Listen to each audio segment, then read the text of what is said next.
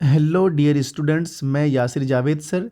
Students, आज हम class 10th board exam के एक महत्वपूर्ण प्रश्न जो जिरन चैप्टर से है, जो लॉन्ग क्वेश्चन है। क्या है? लॉन्ग क्वेश्चन है। ये हमेशा बोर्ड में पूछे जाते हैं। ये लॉन्ग क्वेश्चन है।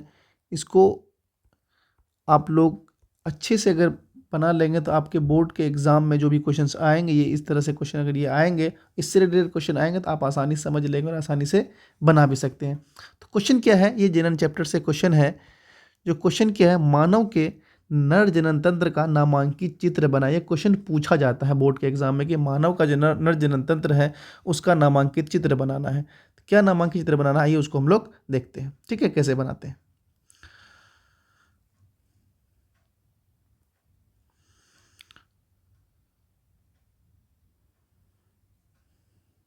ठीक है, क्या है? नर जनन तंत्र क्या है? पुरुष प्रणाली, पुरुष प्रजनन प्रणाली में वे भाग होते हैं जो जनन कोशिकाओं में उत्पादन करते हैं। ये जो आप स्ट्रक्चर देख रहे हैं, इस तरह के जो स्ट्रक्चर, ये क्या है? नर जनन, पुरुष का नर जनन तंत्र है, जो क्या करते हैं?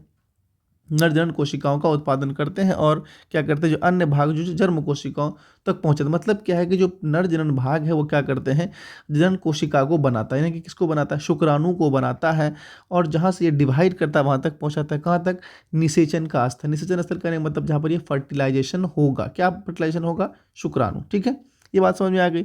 सो अब ये जो है, इसमें क्या क्या मेन चीज़ है, कौन कौन मेन पार्ट है जो आपको एग्जाम में अगर डायग्राम में आया तो आप इस तरह बना करके, क्या है? एक है विरिशन। मेन कौन पार्ट है? विरिशन बनाना है। क्या? शुक्राणु कोशिकाओं का निर्माण, जहाँ पे वहाँ पे क्या होता है?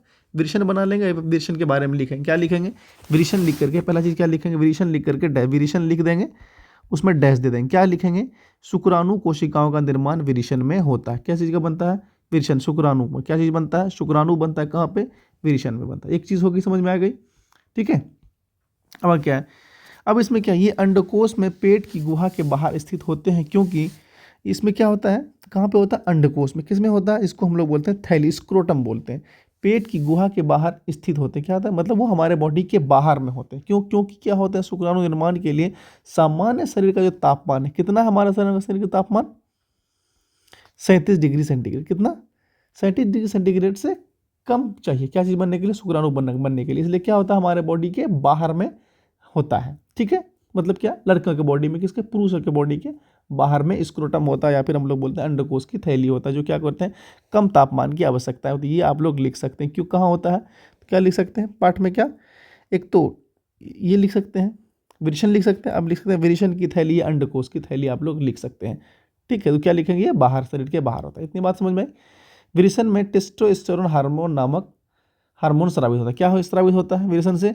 टेस्टोस्टेरोन नामक हार्मोन। ये भी लिख सकते हैं। फिर लिखेंगे हार्मोन। हार्मोन लिख करके क्या लिखेंगे? विरिशन से टेस्टोस्टेरोन नामक हार्मोन का स्रावन होता है। ये तीन चीज़ हो गया लिखने के लिए। टेस्टोस्टेरोन शुक्राणुओं के निर्माण को नियंत्रित करता है और यौवनारंभ के समय लड़कों में दिखने वाले बाहरी बदलाव को लाता है। अब ये टेस्टोस्टेरोन क्या काम करता है? एक तो शुक्राणु का निर्माण करता है, पहला चीज़। दूसरा क्या? यौवन आरंभ। अभी जस्ट मैंने एक कुछ वीडियो जो बताया था, उस वीडियो में मैंने यही बात कही थी कि यौवन यौवन जब स्टार्ट होता है, जब 12-13 साल बच्चे क्रॉस कर जाते हैं, तो बच्चे में क्या कई डेवलपमेंट देखने को मिलते हैं। दाढ़ी का आना, मूंछ का आना, ये सारी चीज़ें, क्या लिंग में परिवर्तन होना, ये मतलब परिवर्तन कहने का मतलब है कि चेंजेस आना, साइज में बढ़ना। तो इसमें ये चीज़ किसकी वजह से होता है? टेस्टोस्टेरोन हार्मोन की वजह से होता है। ये किसका पार्ट है?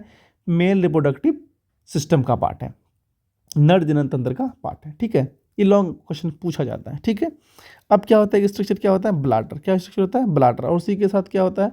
सेमिनल वेसिकल बोलते हैं। सबके बारे में देखेंगे। तो क्या होता है? जो ब्लाडर होता है उसको हम लोग क्या बोलते हैं? मूत्राशय। क्या बोलते हैं? मूत्राशय बोलते हैं। और सेमिनल वेसिकल्स, इसको हम लोग क्या बोलते हैं? शुक्राशय बोलते हैं।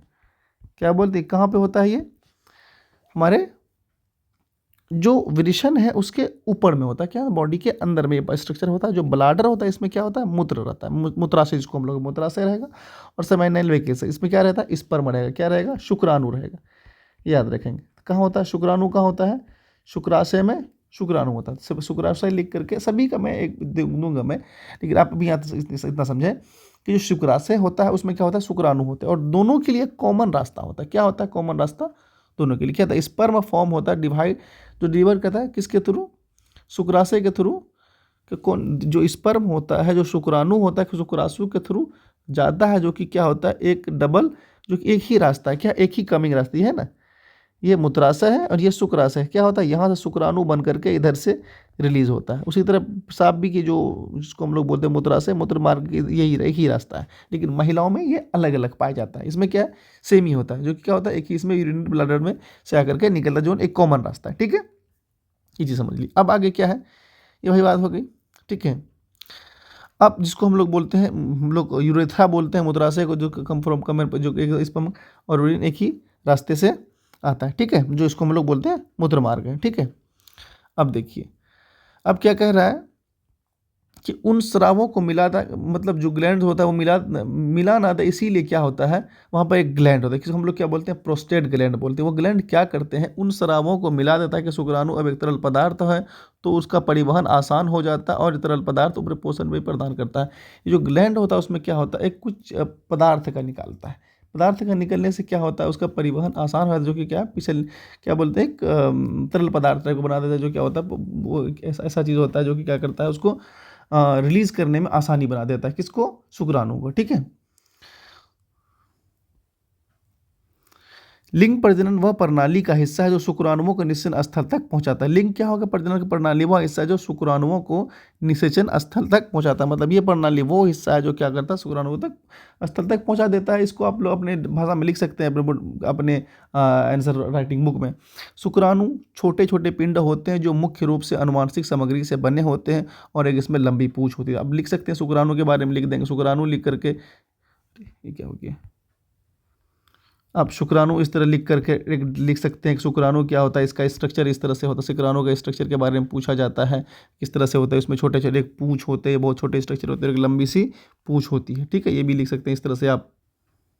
ठीक है, इसमें इससे उन्हें मादा जनन कोशिकाओं को बढ़ने में मदद मिलती है। जो पूंछ होता है वो मादा अगर वो फर्टिलाइज निषेचन करने के लिए जाता है तो वहाँ तक पहुँचने के लिए क्या होती है उसको आसानी से मदद मिलती है, जिस तरह के देख रहे हैं एकदम ट्रेवल करने में आसानी मिलती है। ठीक है, तो आप इसको थोड़ा सा डिटेल यहाँ देख लें। क्या कह रहा है कि मानव जनन तंत्र जो है वह प्रणाली है जो पुरुषों में क्या है, जो पुरुषों में प्रजनन के संबंधित यौन कार्यों के लिए जिम्मेदार होती है। ठीक है, नर जनन तंत्र में निम्नलिखित अंग शामिल है। कौन कौन से, पहला वृषण, क्या है पुरुषों में प्रमुख जनन अंग, इसको हम लोग बोलते हैं क्या करता है शुक्राणु उत्पादन करता है और प्राथमिक कार्य पुरुष में युग्मक जिन्हें शुक्राणु कहते हैं उसका निर्माण, मतलब शुक्राणु का निर्माण करना।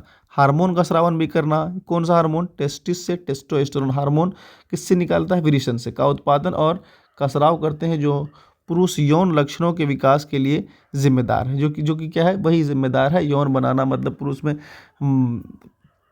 जिम्मेदारी ले मतलब होता है कि मतलब जो बच्चा पैदा कर सके, किसकी वजह से, शुक्राणु की वजह से। ठीक है, तो इसके लिए बेसिकली ये चीज़ बहुत ही ज़रूरी होता है। ये शरीर के बाहर वृषण कोष, मतलब जिसको हमने बताया वृषण कोष जो होता है इसको हम लोग स्क्रोटम बोलते हैं, वहाँ पर एक थैली में स्थित होते हैं क्योंकि शुक्राणु निर्माण के लिए शरीर के सामान्य तापमान से कम तापमान की आवश्यकता होती है। ये क्वेश्चन पूछा जाता है बार बार बोर्ड में कि शुक्राणु निर्माण के लिए कितना तापमान होता है, तो वो वहाँ लिख देता है शरीर के तापमान से कम का तापमान की ज़रूरत पड़ती है। और क्या है, एक हम अधिवृषण है, क्या है यह वृषण में बने शुक्राणु संग्रहित होते हैं और परिपक्व होते हैं।